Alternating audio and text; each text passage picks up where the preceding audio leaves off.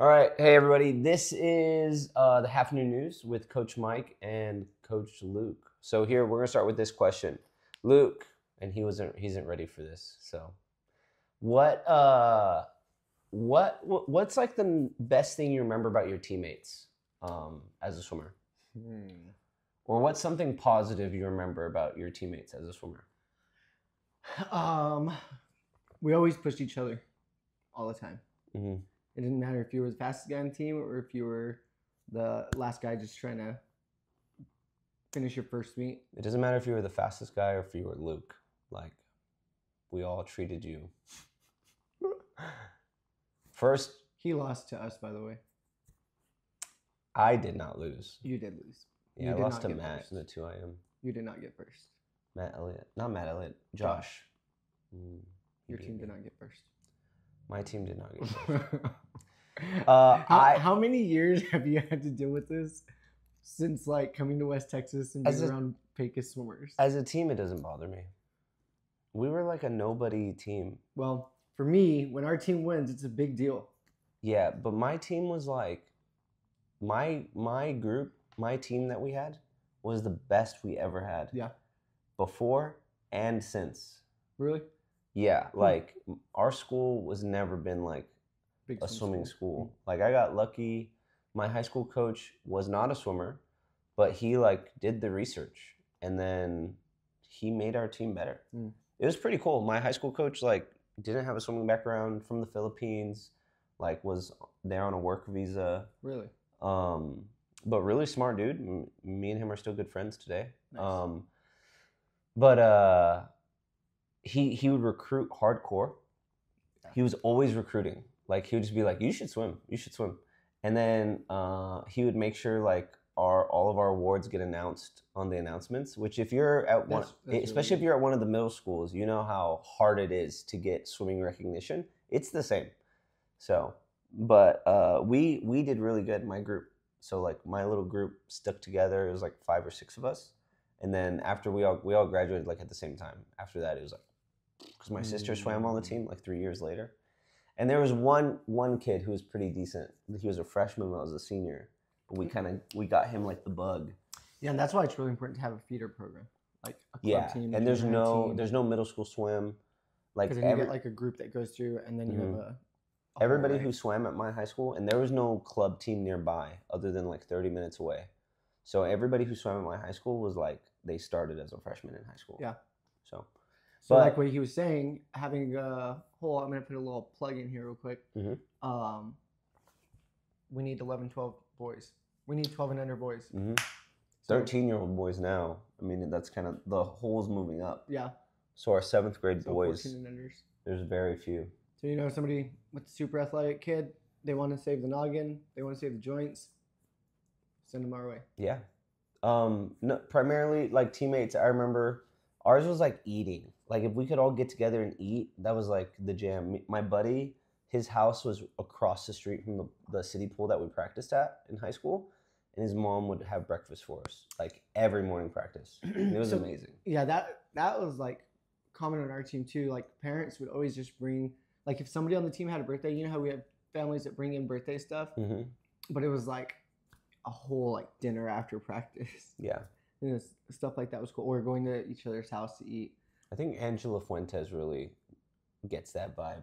She does. Right? She wants to bring food to the event, which is giving. Yeah, which is great. So today's Half New News is about like how to be a good teammate. That's the biggest thing. You know, yes, swimming is an individual sport, but everything we do here does not happen without the team.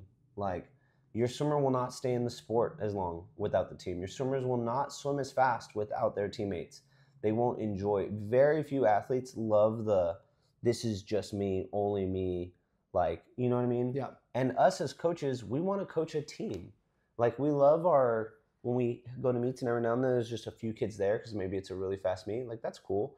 But I love it when we take a group of 20, 30 kids and we're like doing something together. Yeah. So even though it's an individual sport, something that me, Luke, Jenna, and Julia all share is like we want this place to be a team. So when we do things like we all get the same shirt or we make everybody wear a team suit, that sort of stuff, like being a part of the team matters. So let's talk about what it means to be a good teammate. What are your like big things? Like, what do you see when you think about the best teammates on our team? What do they do? First of all, they work hard themselves. They work hard, right? I think they lead themselves well. There's not many good teammates that are like lazy all the time. Yeah. So you lead by example. Or disengaged or not here. You can't be a good teammate if you're not here, Yeah. right? Mm-hmm. I think leading by example is a big one. I think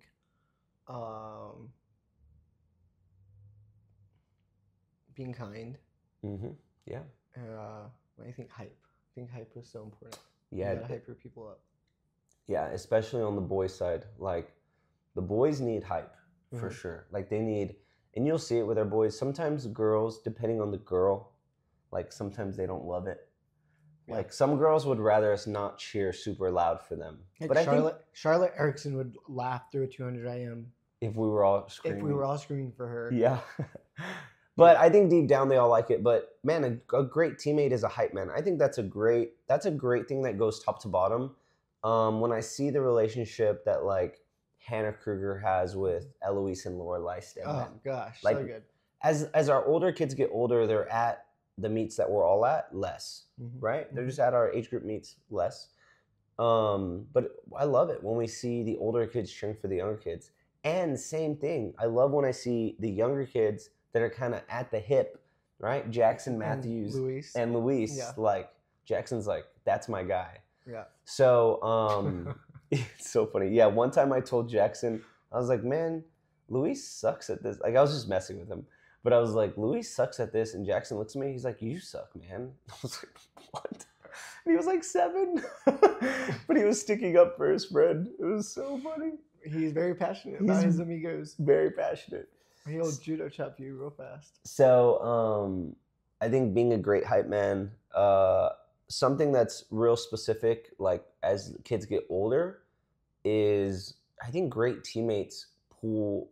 I mean, it's probably not different, but they pull you along a bit. And at the older levels, it's a little different because some of them can drive themselves and stuff. And that looks like being at your front door at 4:30 in the morning and being like, we have to go to practice sort of thing. Or helping them out at school, picking them up from school. Like, as you get older and you have more autonomy, using some of that to help out your teammates, right? Like, I think it goes a long way. Using your resources to help out, I think that's really good. At the younger level, sharing goals is a big thing. Explain on that. Sharing goals, like knowing your teammates' goals. If Coach Mike has a goal to be here on time every day, I should support him in that. Try to figure out ways to help foster him being on time. Yes. I think Jenna Perky's really good at that stuff. Knowing her friends' goals. There's one. Oh yeah, she is so good at that. And knowing what what's matters to them. Yeah, knowing what's important to somebody else is huge. I think it's a big deal. But it is, and so it's like because you'll have like your common goals as a team, and then you'll have your individual goals, and like achieving your individual goals. When you achieve your individual goals and I achieve my individual goals, it all goes into the pot. And 9 times out of 10, the team's goals get achieved. And so it's like, if you're talking about being a teammate, like knowing that, hey, you're trying to hit a 21:50 free today and you're doing a set, and that's where the hype comes in. That's where the kindness comes in. It's like you can be kind through hyping them up, and cheering them along, making sure they're hitting their, whether it's pace, whether it's a kick count, like encouraging, like, all right, we've got 4 more. Okay, let's go right here. We're going 3 breaths on this one. Like, you can do this. Let's go. As soon as they touch the wall, boom, high five. Did you make it? Not on that one. Okay, let's try it again. You have 2 more reps. Let's try it again. Also being kind through competition. Like, we're a competitive team, and when we're really getting after it at practice, like, you're looking at that person next to you, and while you're swimming, you're thinking, I want to beat them. Yeah. But the way you act at the end of that matters. Or even at a meet. There's so many meets where we're racing each other, right? When we have home meets, there's a lot of us here. And sometimes your main competition is your teammates. And it's like, how are you going to act after that? Like, are you going to be the one that's going to be like, yeah, I beat you. Yeah, I beat you. Or are you going to say, good job? Right?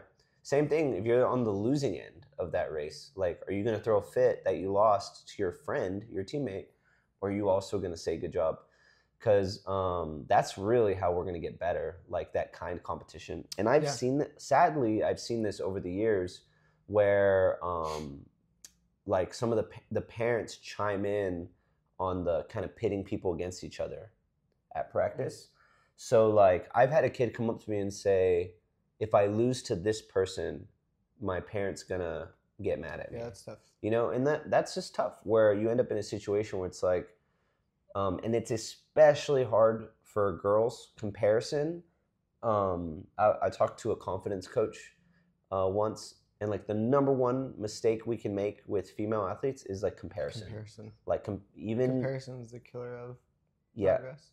Yes, and like even sometimes in a positive way. Just as soon as a female athlete, not all of them, not always, but they hear that comparison to another female athlete, it's like deflated. Yep. So I think that's something to watch out for. Like your teammates are there to help you get better. And I promise you, our athletes are already comparing themselves to each other, and they're already competitive with each other. Like they don't need that extra, they don't need that I'll give you $50 if you beat this person kind of thing, or you're going to be in trouble if you lose to this person. And I bring up females specifically because the 13 to 16 ages is really tough. Hard. And that's where you see a lot of sometimes like changing of the guard on the girls team. Yeah. And it's just a hard age group where you have somebody who's always been the winner and now they're maybe getting second or third, like not doing bad, but other people are winning. So it's like if you're a good teammate, that transition at any level goes much better. But if you've been that teammate who's like always bragging about winning and stuff like that, as soon as you start losing, it goes very poorly. Tough pill to swallow. It's a tough pill to swallow, and it's also a great way to hate swimming, I think, when that starts happening. Because sometimes, man, somebody just at 15 years old, it's their time, and they're going to pop off. And that's just, it doesn't matter if you were beating them at 12 and 13. Well, and so much changes for, like, and more for the girls than for the guys. So much changes in that time when you go from 11 and 12 to 13 and 14, and then you have another jump to 15 and over, time standards wise, like your practice group wise, your training load, like physical maturations, like it so much goes into it. And then the emotional side of it. So then the comparison and the pinning, like what you're saying, it just all creates this perfect soup of disdain and failure towards the sport, and not being able to push past some of the either mental walls or the physical blocks or whatever stage you're in, that it makes all of that, instead of being enjoyable and a challenge, it makes it miserable and just not fun. Like just not fun. And if you're not have fun playing sports, then you're not gonna reach the potential that you could as if you were enjoying it. It's like, and you enjoy it because the people around you make it enjoyable, right? So all that being said, if your athlete goes home and you hear them, whether they're telling stories or something happened, like not being a great teammate, we want great teammates on this team. Or vice versa, if they were being a great teammate, like reward that or encourage them. I think parents play a huge role in teaching kids how to be great teammates, same as coaches, but it's like how you compare them to others. So let me ask you this. If boy or girl comes home and they are asking you, or they start telling you, so-and-so is beating me now, so-and-so is faster than me. What, like as a parent, what's your response to that? How do you do that without, because I think a lot of times it's really tough because parents are the like protectors, right? Of course. And then you want to save your child or save the emotional part of it and be encouraging. So how do you support them in their feelings or their like uneasiness about having somebody beat them while not creating a crutch for them to have an avenue of just excuses as to why they're not being successful or swimming as fast or whatever it is? Like, I'll tell you what my gut answer was, and then after thinking about it for a second, because they're a little different. Okay. And maybe this will help some of you guys because this will happen. My gut answer was I would tell my kid, and this is just the way I talk, especially to my kids, is like, should they be beating you? Yeah. Like, right? And it's like, I'm asking my kid, well, are they working harder than you? Well, they don't. Yeah. Okay. Then they should be beating you. Yeah. Like, it is what it is. That's kind of how it works. So that's like my gut answer is like, let's look at it like, should they not? Or why shouldn't they? Like, I kind of I would check my kid's entitlement first because I would hate for my kid to feel like I should be the winner. That's just a bad road to be on, right? There's no shoulds in sports. You can say whatever you want about who should have won this game, Right. but how many upsets have we seen all the time, right? I wish I knew more about sports so I could just pull out a great reference right there. Dang it. You could have said, you should have, sorry, the French should have won the 4x100 relay in 2008 in Beijing, but they didn't. The Americans did. That's the best one I got. That's pretty good. I mean, but after I thought about it, so I would also ask my teammate, because something that's very important to me is that my kids are kind to other people. Like every day before school, I tell my daughter, be nice to somebody, make somebody's day better. And I don't know if it means a lot to her at 5 years old, but as she gets older, it's really going to matter how we treat people. My mom used to do that. Like there was like on the way to school, there was a lot of affirmations, and before we got out of the car, it was be nice to somebody who needs it. Yeah. And like at kindergarten, first grade, like you don't really know what it means, right? But then up through, you drive your kids around till they're freshman, sophomore year in high school.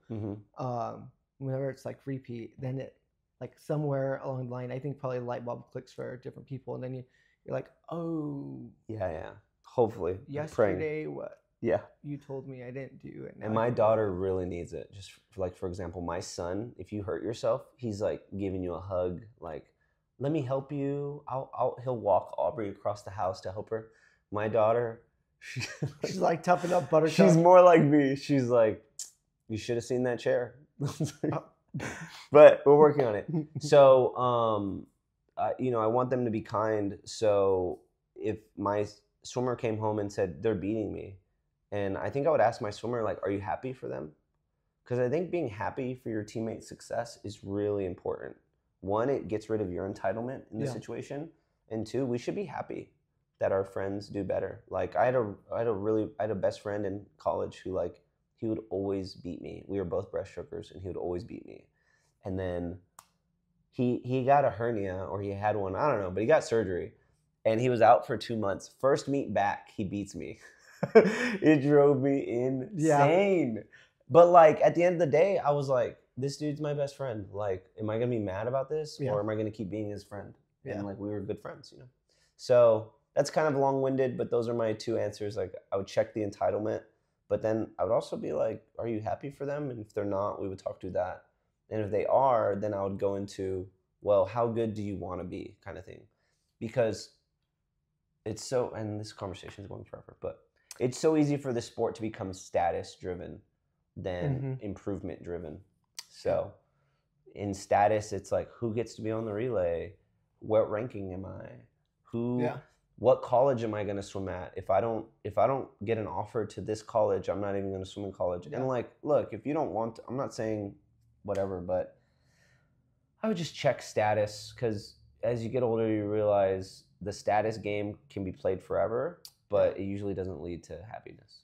Yeah, and so I think the biggest part is it goes back to the comparison part of it, because whether it's boys or girls, you want to keep that comparison element out of it, right? Like, because if you only comparing, if you're right here, you're comparing to a kid on your team or in your group, then you can compare to the whole team. Then you can compare to the, LSC, then the state, then the country, then the world. Like, if comparison is your only marker for success, then you're always going to fall short in some capacity. Yeah. It's never going to be good enough, because even if you're Michael Phelps, like, your records come down, your records fall, right? Your records fall. And so you get worse, you get older. Yeah, so did like Michael Phelps all of a sudden, is he not as great of a swimmer as he was? Yeah, he has no records left. Because he has no records left, right? No, it does not negate like what he accomplished and the work he put in, the success he had.